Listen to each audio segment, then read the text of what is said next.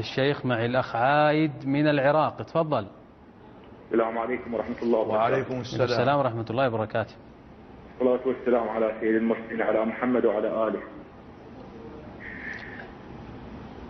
شيخنا الكريم، أنت عايد أولا، أنت عايد ولا حسن؟ أنا عايد وأنا حسن وأنا هسرو وأنا عمر، أنا عراقي. تفضل الشيخ من الإجابة عني. تفضل. لماذا أنت تصل الاتصال؟ تفضل. لكن إذا بدأت المداخلة أو الاتصال بكذب فما يأتي بعده مشكلة لا يمكن أن نقبله.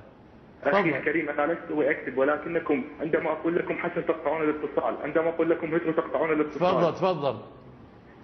أنا أريد أن جواب من الشيخ، ورجاء لا تتجاهل أسئلتي. كل مرة تتجاهل أسئلتي ولا يجاوب الشيخ الكريم، لأنها مغرضة وليست حقيقية يا حسن يا عمر يا عايد. أخي الكريم، السؤال لك الآن. تفضل. ما هو موقفكم من الخليفة الأموي يزيد وما فعله في كربلاء؟ يزيد بن معاوية أمير المؤمنين، بايعه المسلمون بعد وفاة أبيه بيعة شرعية، بايعه المسلمون بعد موته بيعة شرعية بآخر العهد له من أبيه، واتفق المسلمون على بيعته، فهو خليفة وإمام من أئمة المسلمين ولا شك في ذلك. أحسن. والآن شيخنا الكريم، ألو. نعم.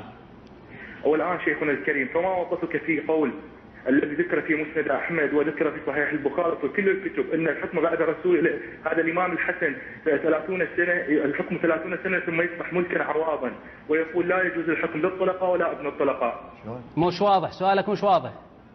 هنالك حديث للرسول الكريم صلى الله عليه وآله وسلم يقول لا يجوز الحكم لا للطلقاء ولا لابن الطلقاء. ما له أصل. معاوية رضي الله عنه وأرضاه من اسم فتحه، هو صحابي جليل وأول ملوك الإسلام، أبو سفيان من خيار الصحابة. كل هؤلاء من خيار الصحابة رضي الله عنهم وأرضاهم. وإذا السؤال الأخير لك وأختم مداخلتي. ألم يقول الرسول الكريم يا عمار تقتلك الفئة الباغية؟ أليس معاوية باغي؟ باغي؟ إيه. لا، معاوية إمام عادل ليس باغي. إذن الرسول يكذب؟ إمام عادل رضي الله عنه وأرضاه.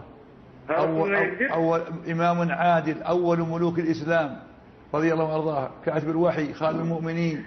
لا يجوز أن يكون في قلبه غل على معاوية ولا على ابنه. يجب أن نحب معاوية، كان صحابي جليل نحبه لأنه صحب رسول الله صلى الله عليه وسلم بدين وأمانة. إذن هل رسولنا يكذب؟ حاشا وكلا. إذن كيف قال عمار قتله معاوية؟ إذن معاوية باغي؟ أبدا لا، حاشا وكلا. من قتل عمار بن ياسر؟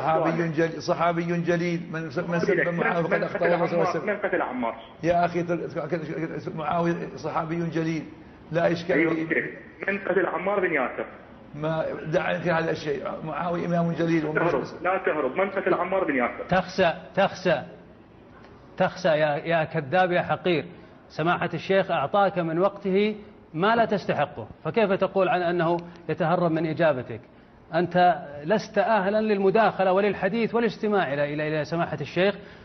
أنت بهذا تقر أن متى ما أعطيت الفرصة يعني تكشر عن أسنانك العفنة وعن وجهك القبيح، كما أنتم دائما أيها الرافضة في فسقكم وكفركم إلا من رحم ربنا جل وعلا. هذا دليل أيها الإخوة الكرام، عندما أعطي الفرصة بدأ في التجني، بدأ في الخروج عن الأدب وعن الذوق وعن الأخلاق مع العالم الجليل ووالدنا سماحة الشيخ. شكرا لسماحة الشيخ. السلام عليكم.